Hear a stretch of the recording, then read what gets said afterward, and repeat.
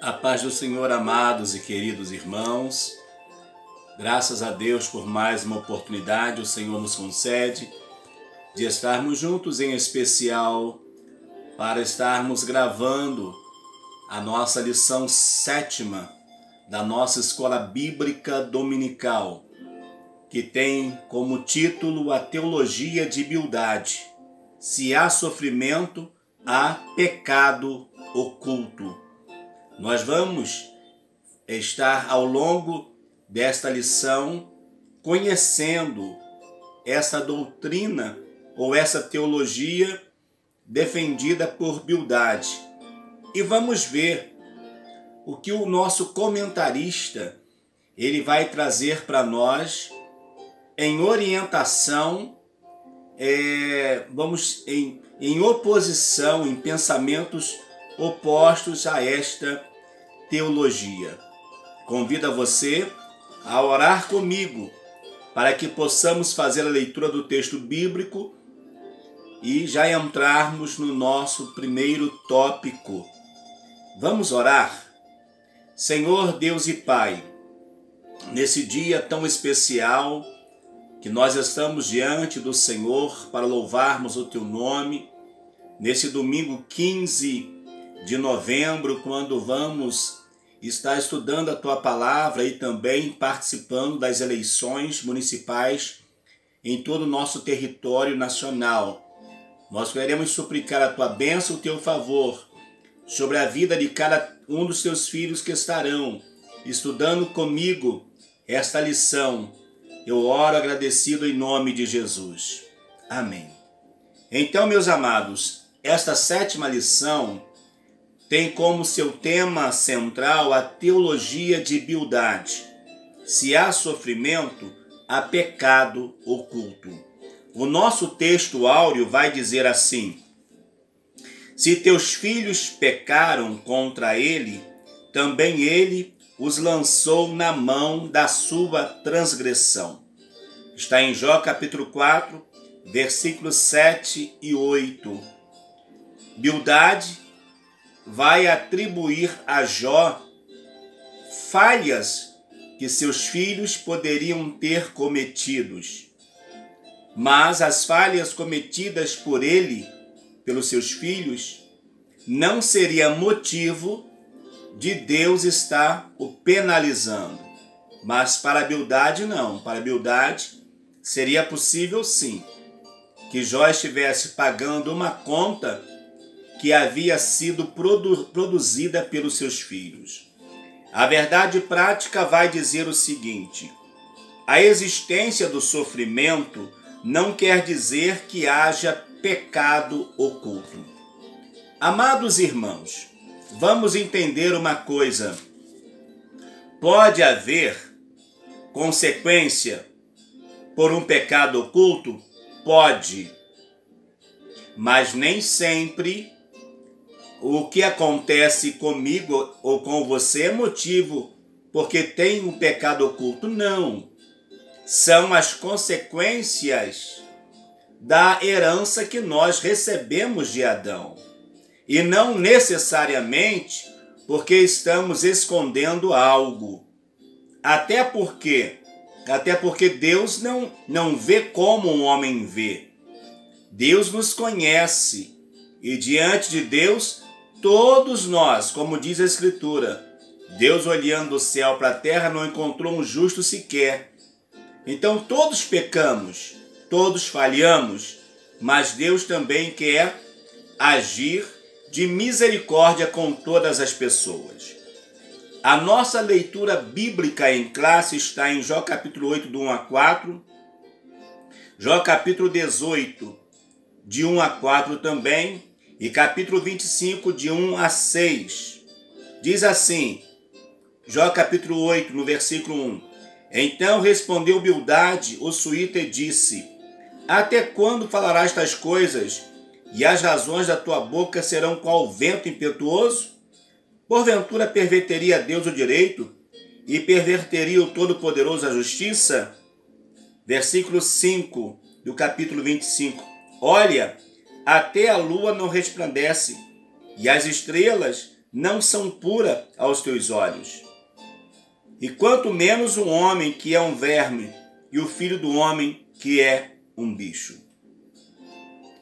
Bildade, dentro da sua teologia, ele vai atribuir a Jó o sofrimento, porque Jó estava escondendo algum pecado. Algo Jó precisaria fazer, confessar, para que Deus pudesse tirar daquela situação difícil.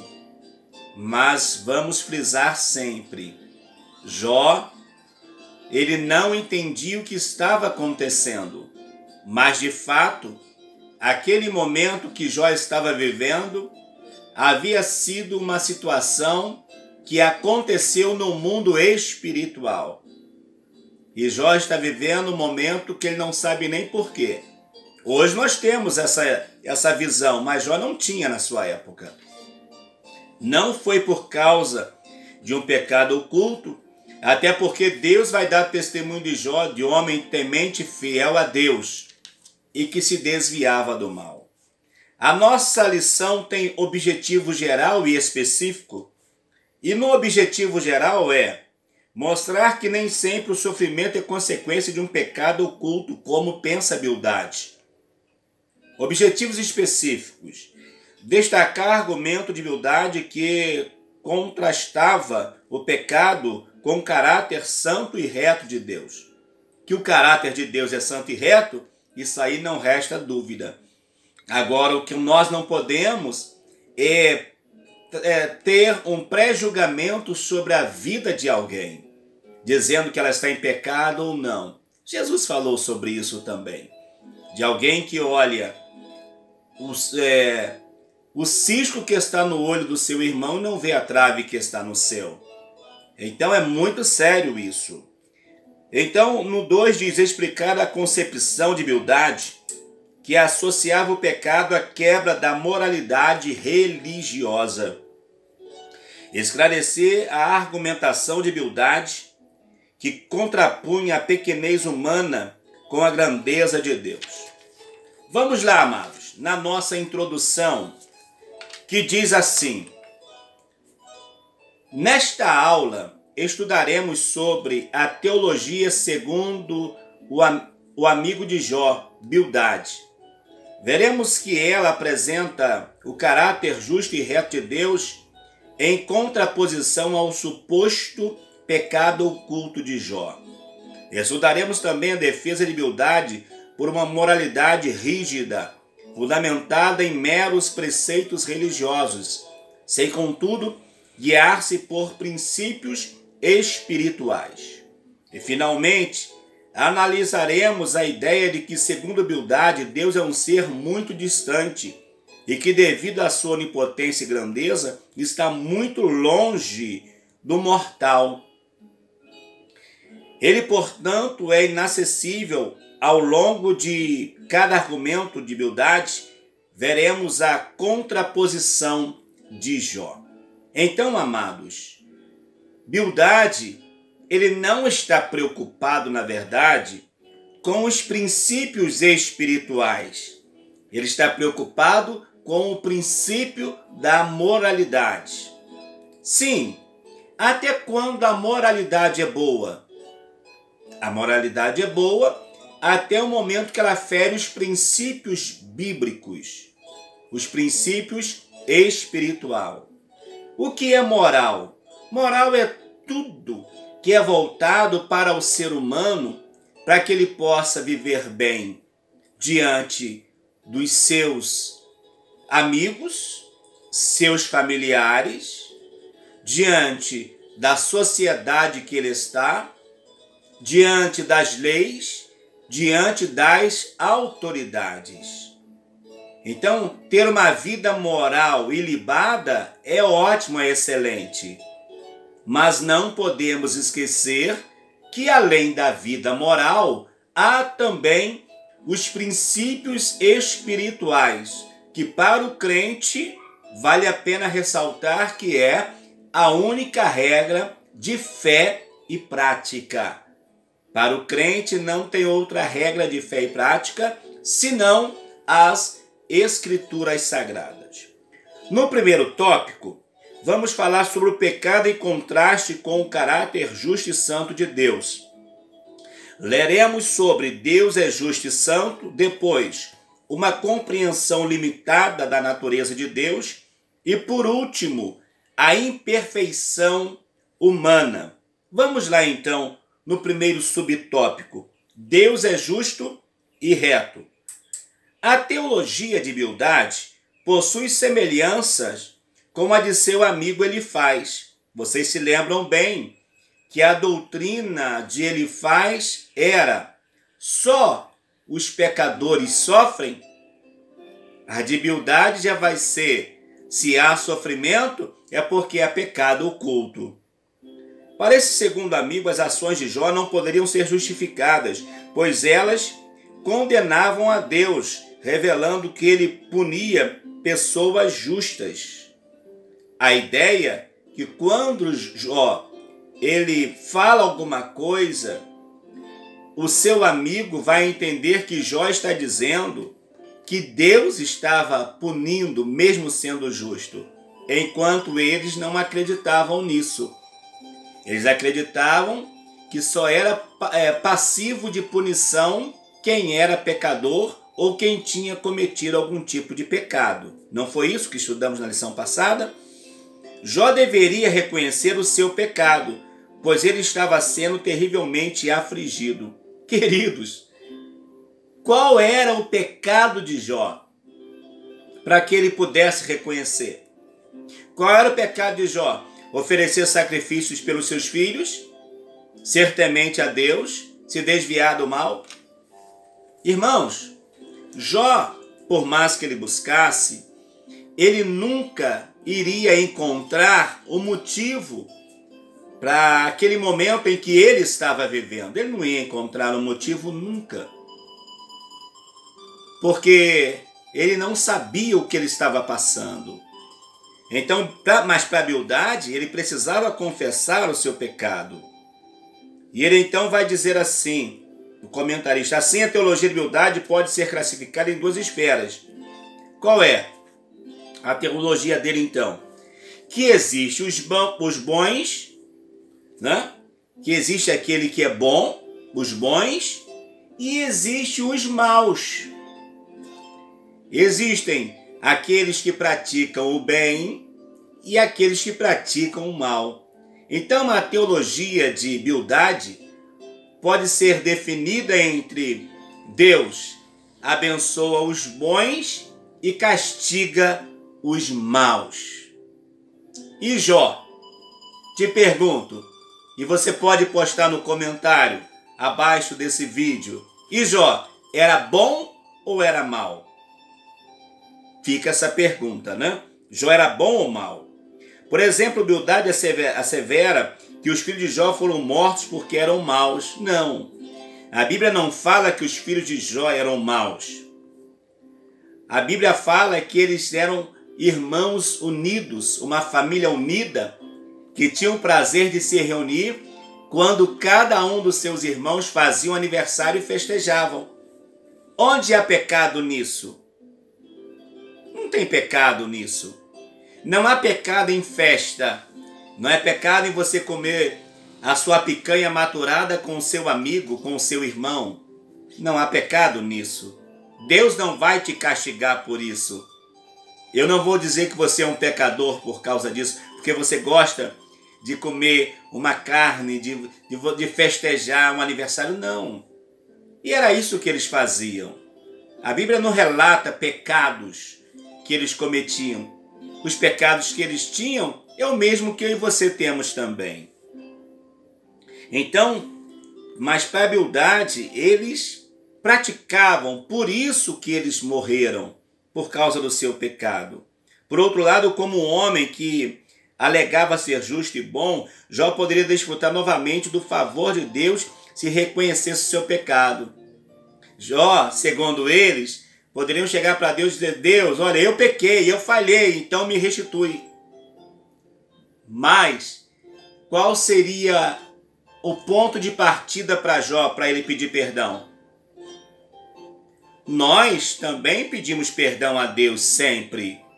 Eu acredito que você, quando chega diante do Senhor, principalmente na igreja, você que tem esse costume, você se ajoelha diante do Senhor e fala: Senhor, eu te adoro, eu te louvo, eu te exalto, mas agora, Senhor, perdoe as minhas falhas. Não é assim?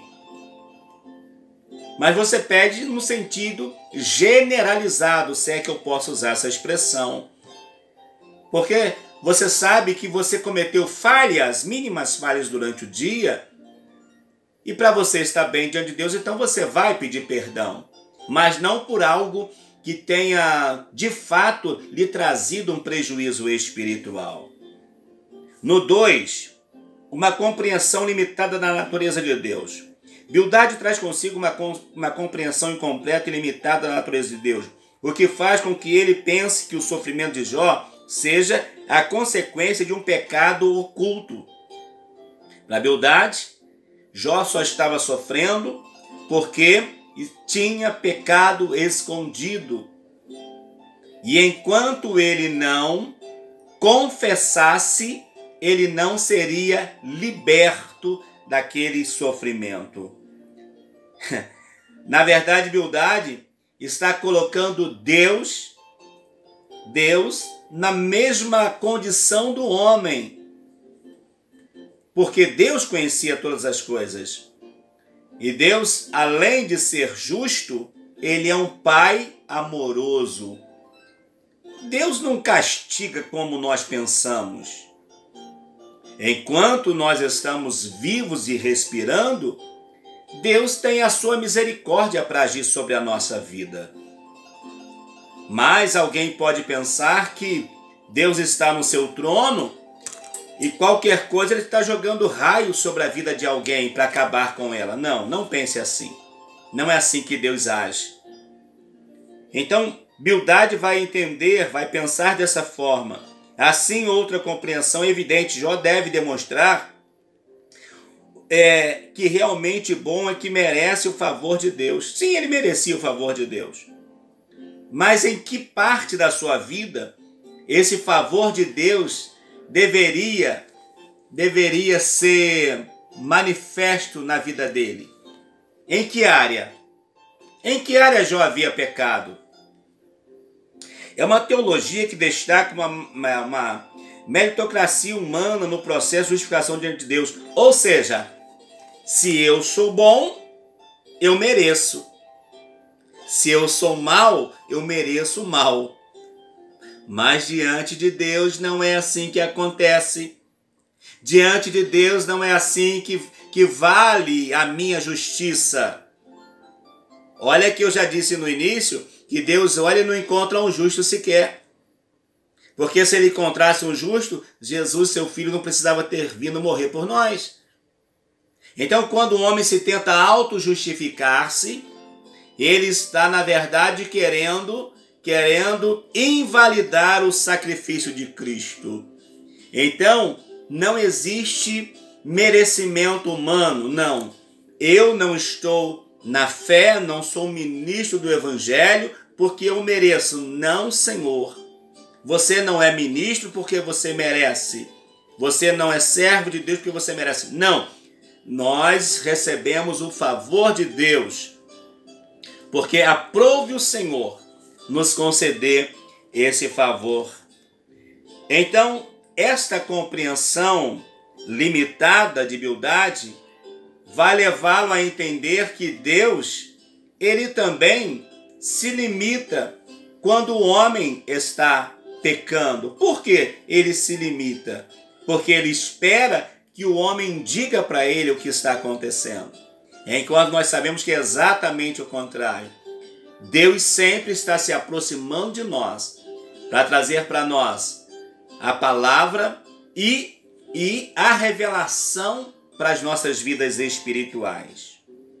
A graça, logo, o enfoque de Bildade não é a graça que flui de Deus, mas o esforço humano que por mérito próprio pretende justificar-se o homem diante de Deus. Uma pergunta O homem é salvo por aquilo que ele produz ou pela graça do Senhor? Pela graça sois salvos por meio da fé, e isso não vem de vós, é dom de Deus. No 3, a imperfeição humana. Diante da defesa teológica feita por Bildade, Jó pergunta: como se justificaria o homem para com Deus?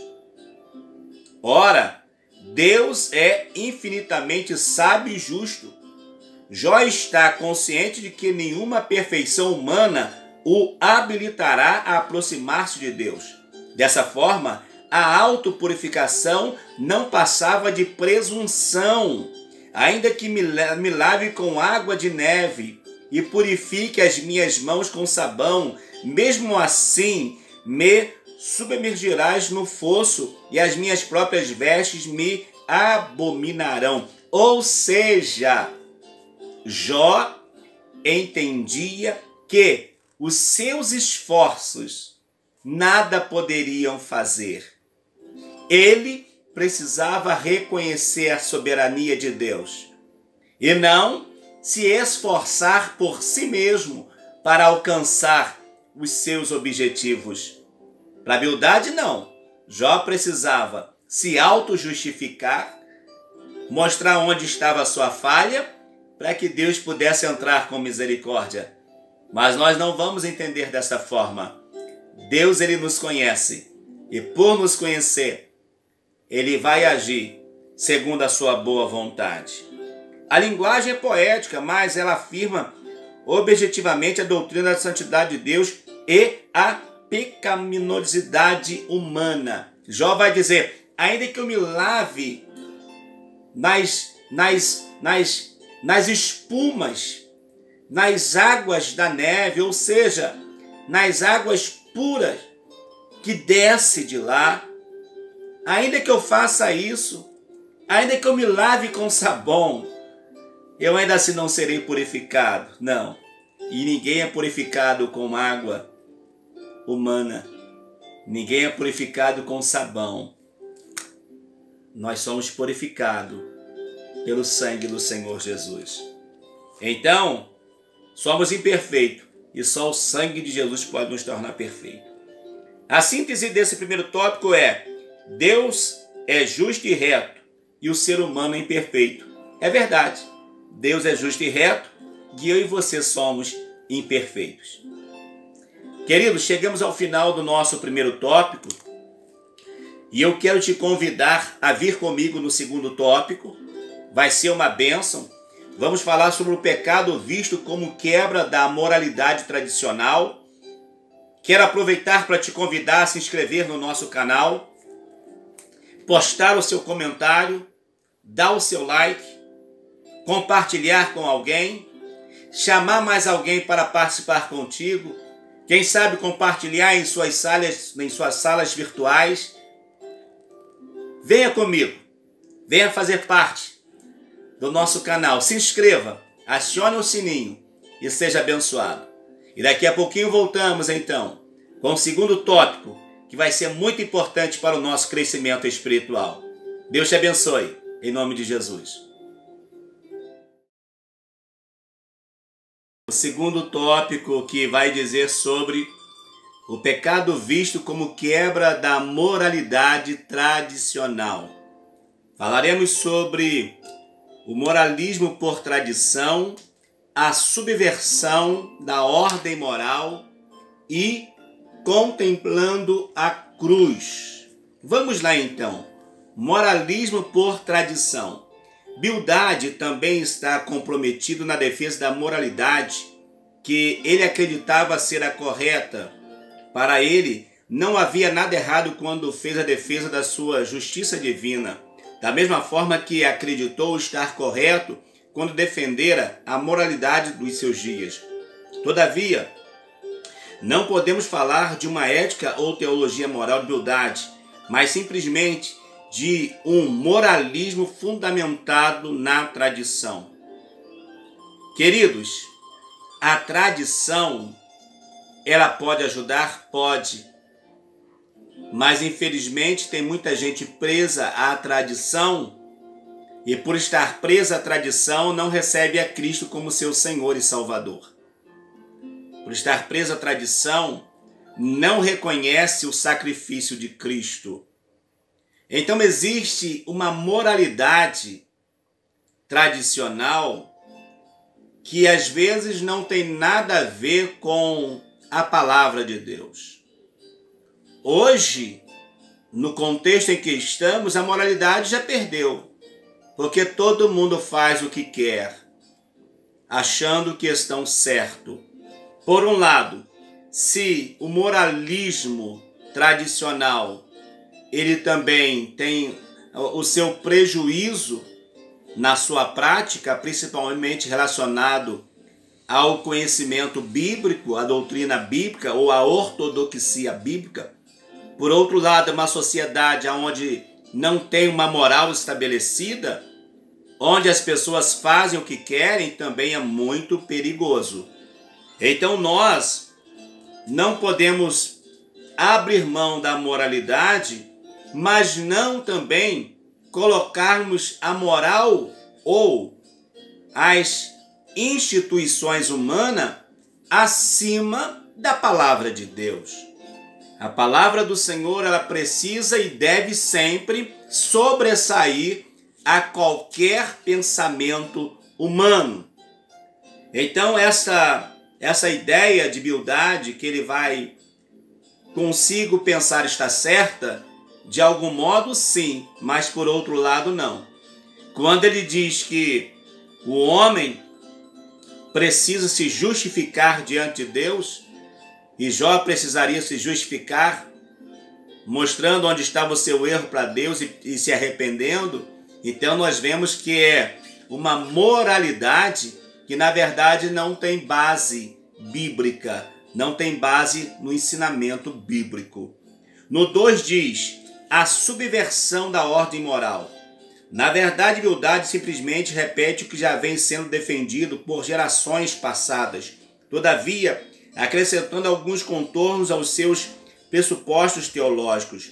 Para ele, as desgraças sofridas por Jó ocorreram por causa da quebra da moralidade estabelecida. Alguém vai chegar para Jesus e vai perguntar assim: Jesus, por que essa pessoa está assim? Quem é que pecou? Olha a moralidade aí. Quem é que pecou? Foi os seus pais? Jesus vai dizer, não foi os seus pais que pecaram, mas é para que a glória de Deus se manifeste. Então, amados, a moralidade, ela está aí, mas não deve ser o princípio estabelecido para uma vida cristã próspera diante de Deus.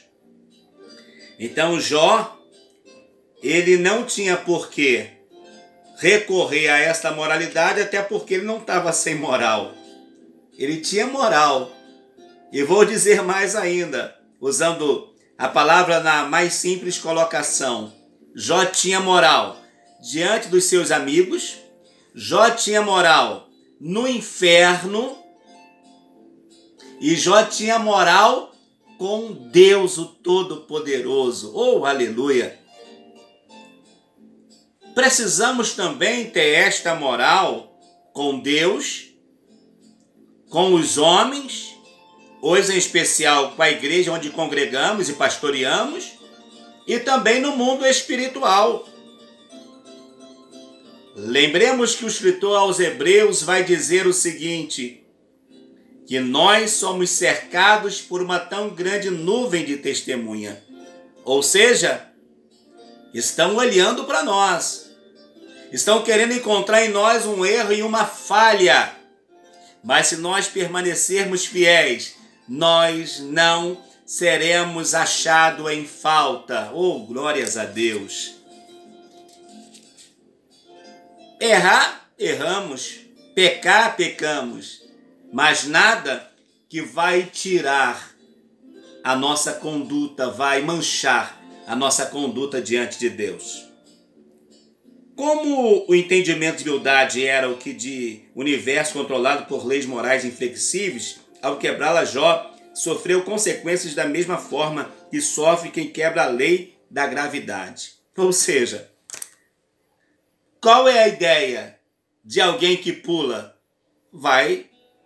Deixa eu usar essa palavra, vai se esborrachar no chão, vai se quebrar todo porque pulou e ele vai ir para o chão. Então a ideia de humildade era o quê? Se pecou, há uma lei e essa lei é inflexível, tu vai pagar a conta. Deus não vai ter misericórdia, mas nós sabemos que Deus é um Deus de misericórdia. E muitas coisas que fazemos, até erramos, Deus nos conhece e Ele é poderoso para nos perdoar. Glórias a Deus por isso. Nesse aspecto, praticar justiça é se ajustar à dinâmica dessas leis morais. Bildade acreditava que de nada adiantava Jó achar os maus, achar que os maus prosperavam. Por isso, era apenas ilusão. No entendimento, a prosperidade dos maus assemelhava-se às raízes de uma árvore que foram cortadas, cujos ramos, embora mantenham a aparência de verdor por algum tempo, todavia necessariamente murcharão. Ao reconhecer isso, Jó estaria tentando subverter a ordem moral aceita. Jó não queria subverter nada. Jó não queria subverter. Jó, ele vai entender, vai olhar para si mesmo e vai ver que ele não havia cometido nenhuma falha.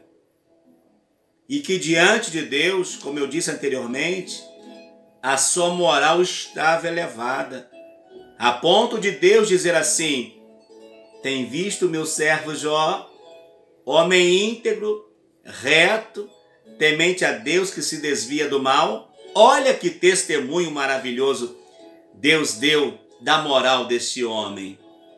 Contemplando a cruz, o capítulo 19, dedicado à defesa de Jó, é inegável que Jó sabia que Deus atua em um universo moral e que tudo que acontece está sob o seu controle. Verdade. Deus habita. Observação. Deus habita não é no lugar inacessível, não. Deus habita no lugar acessível. Eu e você podemos chegar diante dele por meio do querido Espírito Santo. Enquanto eu estou trazendo essa palavra aqui ao seu coração, o Espírito Santo te leva até a presença do Senhor. Então é um lugar que é acessível. Embora Deus não peque, não compactua com o pecado, mas ama o pecador. Deus nos ama. Então, diz assim: o homem de Uza estava convicto de que não havia quebrado nenhuma lei moral, sendo, portanto, inocente, que o seu sofrimento não teria razão aparente, como eu já disse. Mais adiante das acusações dos amigos, ele está disposto a abandonar toda tentativa de se justificar. Ele quer abandonar toda instância humana e apelar para um mediador, um redentor, que defenderá sua causa. Ele não quer mais se defender, ao invés disso, apela para alguém totalmente justo que vai ficar entre ele e Deus. Quem é ele? É aí que ele contempla a cruz e diz assim: eu sei que o meu Redentor vive. Ele vive, ele morreu na cruz, foi sepultado, mas ao terceiro dia ele reviveu, ele ressuscitou, para se tornar as primícias dos que dormem. Então Jó tinha essa esperança, que ainda que o seu corpo, sofrido pelas chagas, sofrido por tudo que estava acontecendo ali, ainda que ele morresse, ele acreditava que veria o Senhor, que ele iria ver o seu Redentor vivo. Que esperança tinha esse homem, que fé tinha esse homem chamado Jó. Que coisa linda. Por isso, irmãos, que ele não vai se justificar, porque ele sabia que tem um que iria justificá-lo naquele dia, que iria dar testemunho dele naquele dia.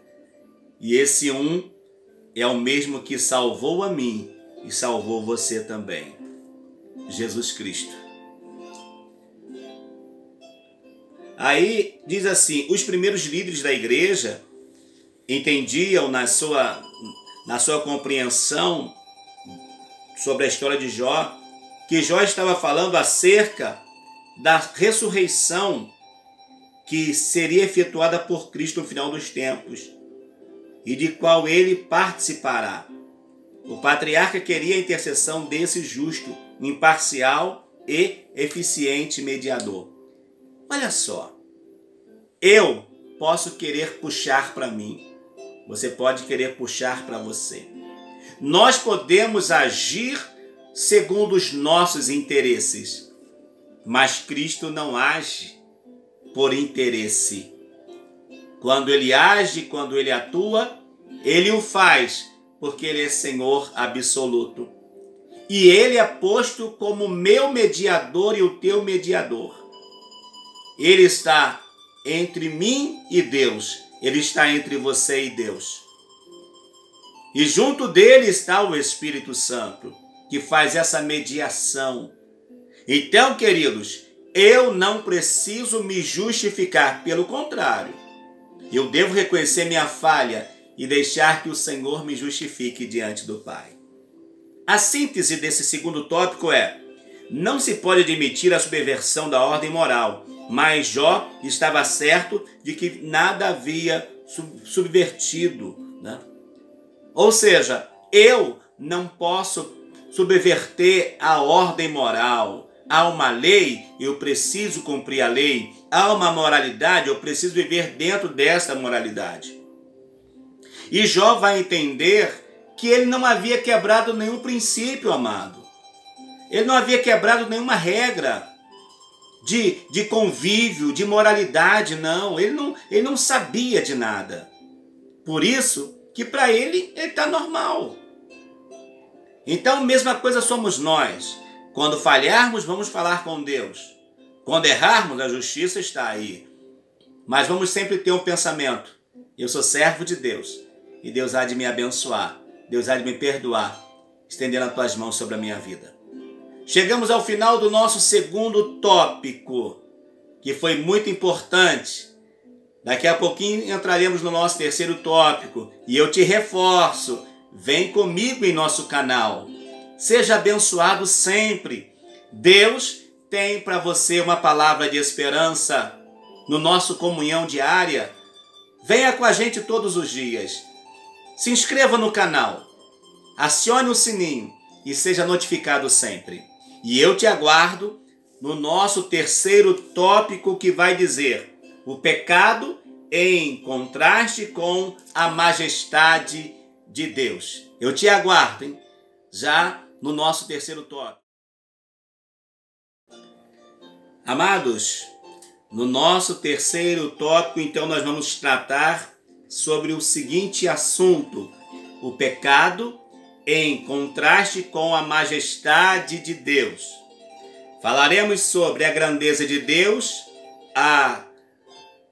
o onipotente, mas não ausente. A grandeza de Deus, mas não a ausência dele. E é o que nós trataremos nesse terceiro tópico, seguido a nossa conclusão. A grandeza de Deus. O terceiro discurso de humildade é feito para exaltar Deus e rebaixar a Jó. Não há como negar que o longo debate entre Jó e seu amigo esgotou o poder argumentativo de Bildade, o que fez com que ele repetisse várias vezes o que já havia dito. Na verdade, o seu último discurso não traz nada de novo. Você conhece alguém assim? Que fica preso em um assunto, não consegue sair dele? O que ele faz é acusar, o que ele faz é dizer que você está errado, o que ele faz é dizer que você não tem esperança, o que ele faz é dizer que Deus não está contigo, o que ele faz é dizer que Deus vai pesar a mão. Você conhece alguém assim? Alguém que procede assim? Alguém que não tem argumento? Infelizmente tem muitas pessoas assim, que vai dizer que você está vivendo tal situação por causa do seu erro, por causa do seu pecado. Vai dizer que você tem que se justificar diante de Deus. Mas, na verdade, queridos, por mais que eu queira me justificar diante de Deus, é impossível. Porque diz Isaías que os pensamentos de Deus não são os nossos pensamentos e os caminhos de Deus não são os nossos caminhos. Então, queridos, e a minha justificativa ou a minha justiça, para Deus não tem validade alguma.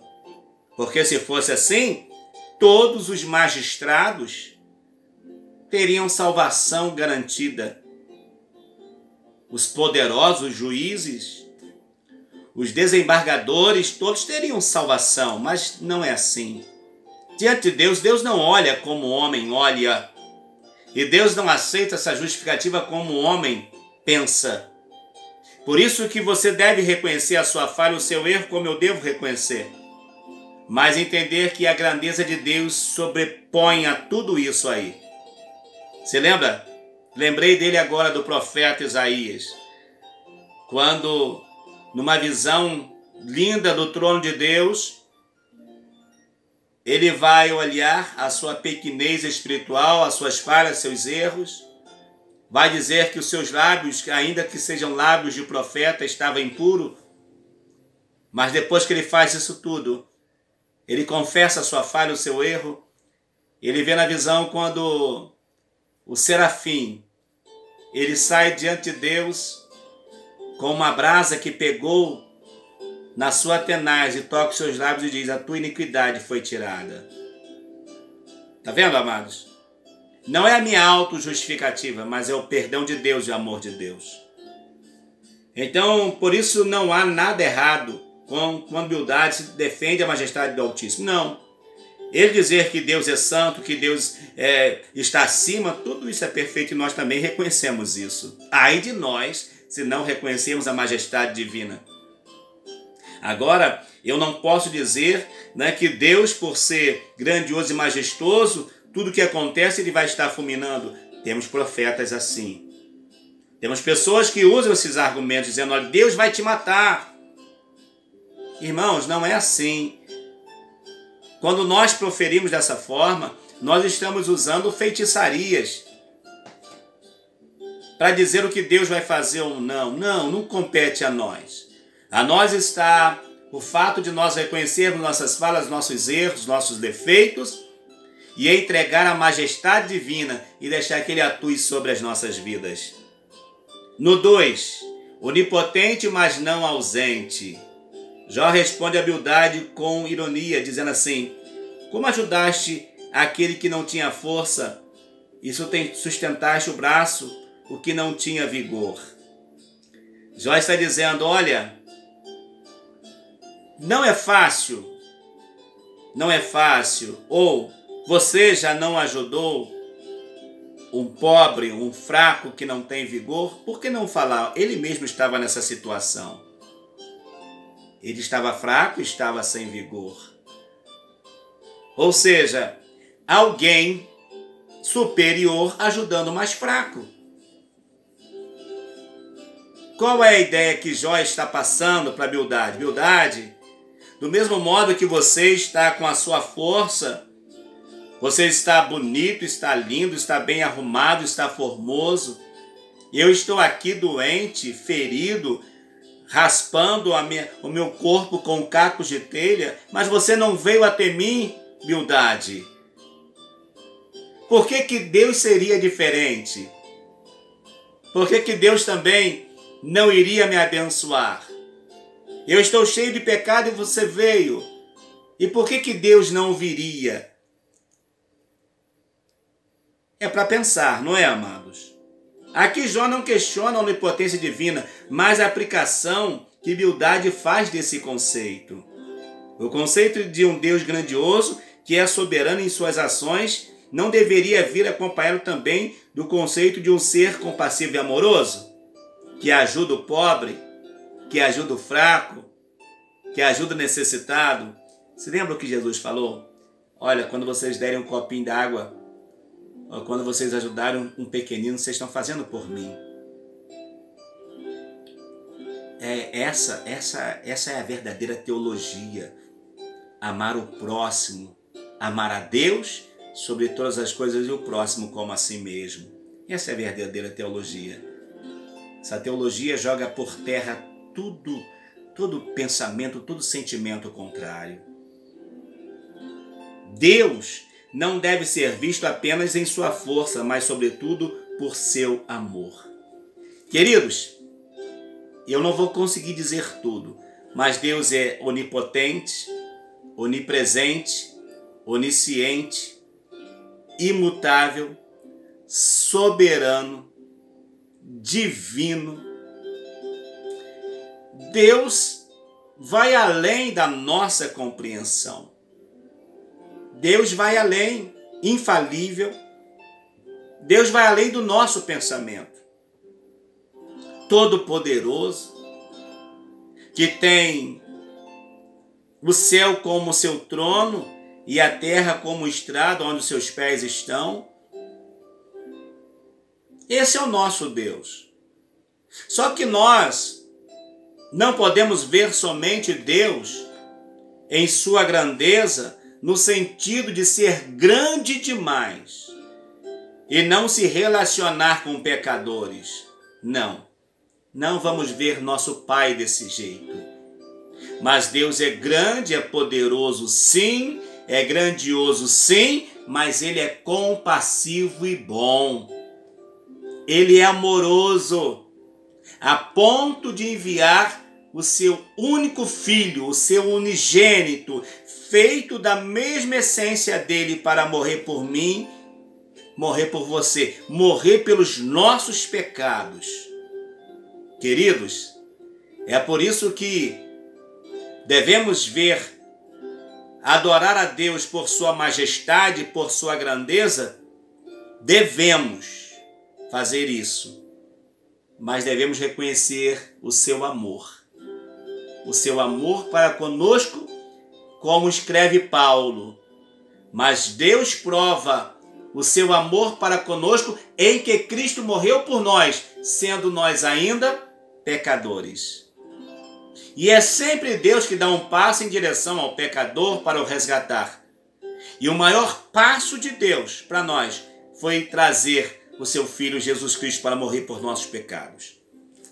Diferentemente do conceito apresentado por Bildade, o Deus que a Bíblia apresenta é poderoso e glorioso, mas principalmente misericordioso e gracioso. Temos de cuidar para que no momento do sofrimento não manchemos a imagem de um Deus que não é só força, mas igualmente amor.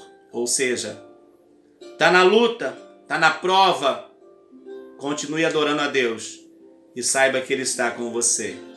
Ele não te abandonou. O mesmo Jesus que disse que levou as cargas sobre Ele e as nossas enfermidades, é o mesmo que disse: eu estou com você até o fim. Deus falou contigo agora, não falou? Deus está com você. Deus vai agir na sua vida e você vai ver o milagre de Deus chegando, o milagre de Deus acontecendo.